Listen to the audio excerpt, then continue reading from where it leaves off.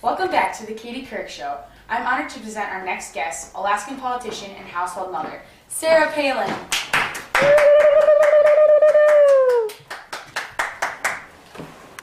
No Shave November. Thanks, Katie. I'm honored to be on your show today. Today we are talking about the Bill of Rights. Okay, Sarah, explain to me the First Amendment. Could you repeat the question? Yes, please explain the First Amendment. Okay. The First Amendment states freedom of speech, right? Yes, but could you explain it? Okay, I can do that. It also says we have the right to freedom of religion, assembly, petition, and press. For example, I can worship any Jesus I want, and I can say anything I want. Very good, Sarah. Now could you explain the Second Amendment? I don't understand the question. Could you please repeat it? What does the Second Amendment say? I'm going to ask my wonderful husband the question. Todd! Yes, Sarah. Could you please come down here? That's your cue!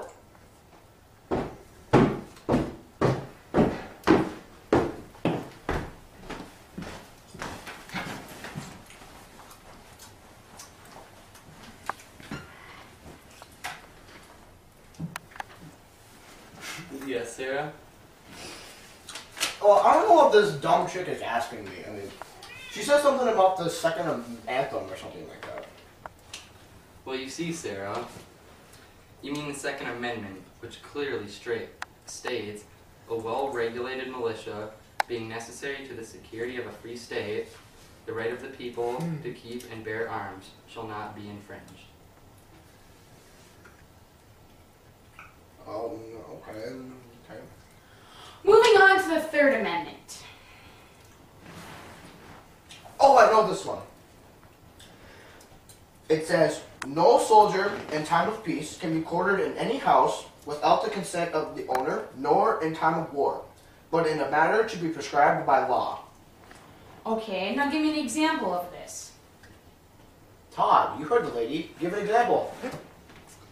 Well, Sarah, for example, we can't have our troops living in other people's households. Thank you, Sarah. Now continuing on to the Fourth Amendment. My God. How many are there? Todd, answer the question. Geez, okay. The Fourth Amendment states the right of people to be secure in their persons, houses, papers, and effects against unreasonable searches and seizures shall not be violated and no warrant shall issue, but upon probable cause, supported by oath or affirmation, and particularly describing the place to be searched and the person or things to be seized, which basically means that the amendment protects the people from the government taking property, papers, or people without a good reason.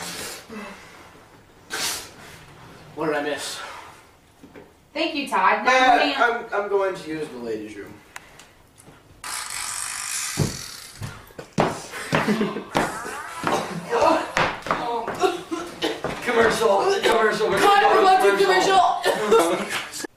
On a nice warm day, it's good to kick back and enjoy a sun drop.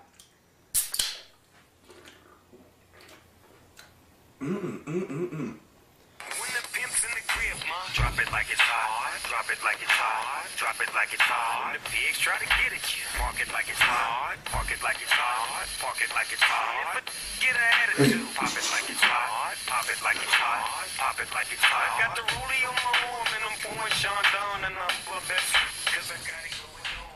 That's how you drop it, bruh. Sorry for her indescribable actions. The Fifth Amendment says, no person shall be held to answer for a capital or otherwise infamous crime unless on a presentment or indictment of a grand jury, except in cases arising in the land or naval forces or in the militia, when in actual service in time of war or public danger, nor shall any person be subject for the same offense to be twice put in jeopardy of life or limb, nor shall be compelled in any criminal case to be a witness against himself, nor be deprived of life, liberty, or property without due process or law. Nor shall private property be taken for public use without just compensation, which basically means no double jeopardy, cannot be tried for the same crime twice. They are protected against self-incrimination, and also says the government can only take land if it benefits society, or in other words, eminent domain.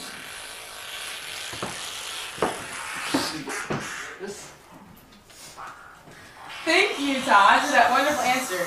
Nice to see you back, Sarah. What is your Sarah, knock it off! You're embarrassing me! On to the next amendment, which is the Sixth Amendment. The Sixth Amendment clearly states, Sarah, can you move? Okay. It states, in all criminal prosecutions, the accused shall enjoy the right to a free and public trial by an impartial jury of the state and district wherein the crime shall have been committed, which district shall have been previously ascertained by law, and to be informed of the nature and cause of accusation, to be confronted with the witnesses against him, to have compulsory process for a paid witness in his favor, and to have the assistance of counsel for his defense. Which basically is saying that criminals have a right to a speedy trial and an unbiased jury, and that the accused can be confronted in front of witnesses against them. Thank you, Sarah. Moving on, can you please explain the Seventh Amendment? Yes, Todd, explain it. I guess so. The Seventh Amendment says, in suits a common law where the value in controversy shall exceed $20, the right of trial by jury shall be reserved, and no fact tried by a jury shall be otherwise re-examined in any court of the United States. Then according to the rules of common law, that is pretty much saying that this amendment guarantees a jury trial in federal civil court cases. This type of case is normally no longer heard in federal court. Splendid answer, Todd. The Eighth Amendment is next. Please describe it. My gosh! Is this the last one? No, only 2 more to go, Sarah. Fine. The Eighth Amendment clearly states, excessive bail shall not be required, nor excessive fines imposed, nor cruel and unusual punishment inflicted. Basically saying that punishments won't be unfair and not cruel. For example, like being forced to date a guy like, Logan Stewie. Yes, dating Logan Stewie is cruel and unusual punishment. Great example, Sarah. Now could you please describe the Ninth Amendment and give another good example?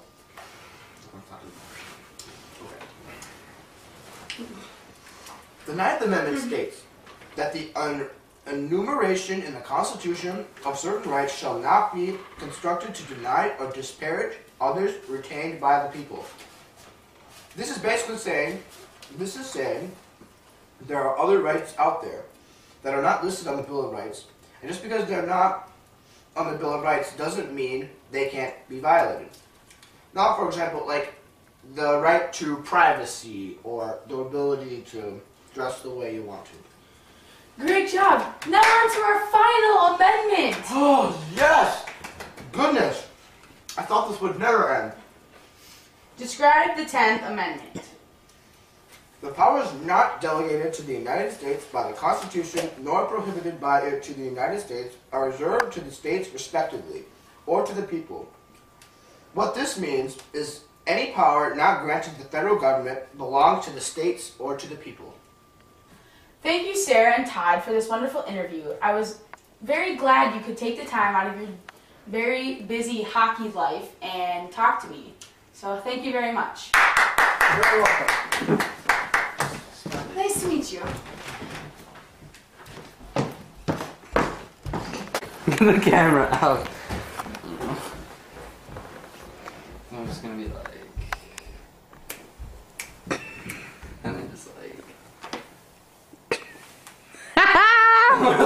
watch this. Like, When the pimp's in the crib, ma, drop it like it's hot. Drop it like it's hot. On a nice warm day, it's good to kick back and enjoy a sun drop.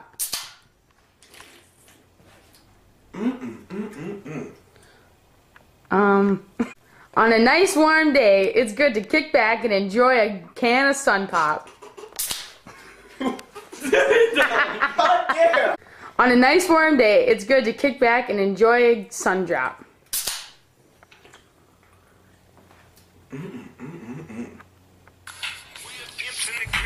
Drop it like it's hot.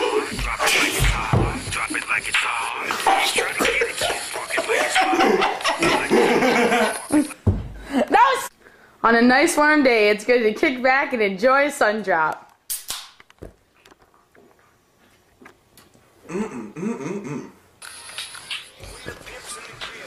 Drop it like it's hot. Drop it like it's hot. Drop it like it's hot. Park it like it's hot. Park it like it's hot.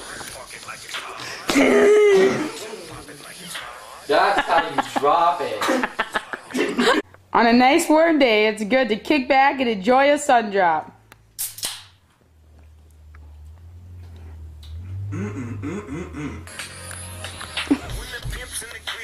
Drop it like it's hot. Drop it like it's hot. Drop it like it's hot. The pigs try to get at you. Park it like it's hot. Park it like it's hot. That's how you drop it, bro.